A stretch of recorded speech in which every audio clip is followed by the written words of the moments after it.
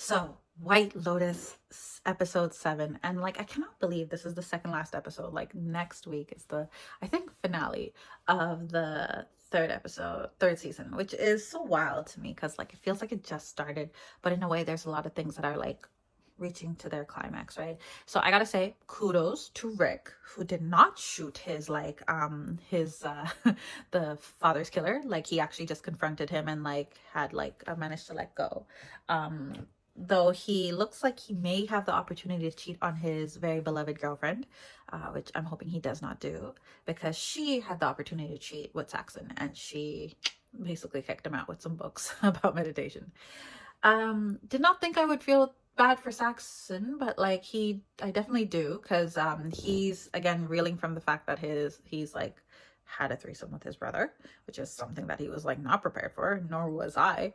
And then he's confronted with the fact that like he wants to make sure everything's okay with his father and the business, because he's quote unquote like tied to him, and like if he's not a success, he's nothing. Which I feel like I understand like where that's coming from. I wish they heightened his like dialogue a lot more with Chelsea, so that he really felt that like sort of tension to like to switch, because like it felt kind of, in some ways it kind of felt abrupt, but in some ways I'm like, okay, I understand where this guy's coming from. Like, his dad has been kind of like weird and like in a daze this whole time and not answering phone calls and stuff like that, and he's definitely worried, especially because he really does probably feel like he is only good at this one thing, right? And then you have the other two children, Piper, who's basically trying to get away from her family, and you can tell that because like as soon as like Lachlan was like, oh, maybe I'll join you, her face dropped, right? Because in a way she just wants to be away from them. Lachlan is running away for his own reasons, because he's like, oh my god, just had a threesome with his brother, right? So and then you have Victoria, the mom, who's like struggling with it all and is just hoping that like she wants to get back to her sense of normal. And then Timothy, who finally realized the gun is not there and is like frantically searching for it, though he looked like he was actually finally ready to like commit murder and suicide. Like, he looked ready, like he was like, okay, he pictured killing his wife, he pictured killing his son, and he pictured killing himself. And then the resolution of death, of falling back into the ocean, which is what the monk said. So yeah, he went a little bit dark there. The real surprise was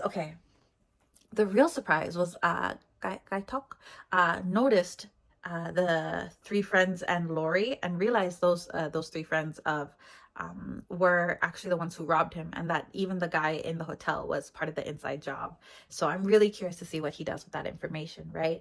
Because even Lori saw those jewels as she escaped out the window after sleeping with that guy, who then asked her for money, which was an awkward conversation.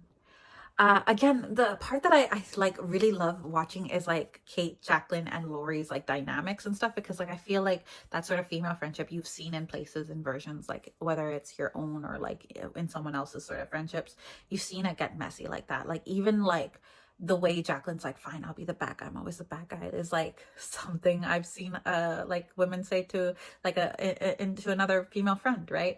And I've seen like someone go like get really upset that like they feel that someone is like taking all the attention of the guys, like being a pick me girl, right? And I've seen the friend who's trying to be a peacemaker, right, and is just struggling to deal with the both of them.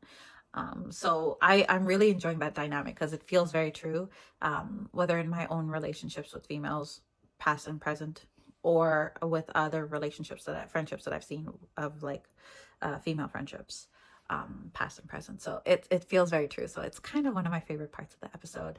Belinda gets attempted to be paid off. She does not. Girl, I agree with your son. Take the money.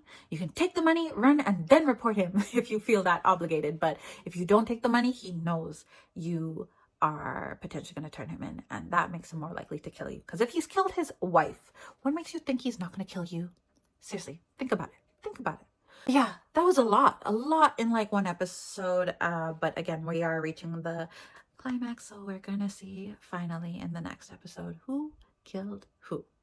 But yeah, what'd you think? Did you like it?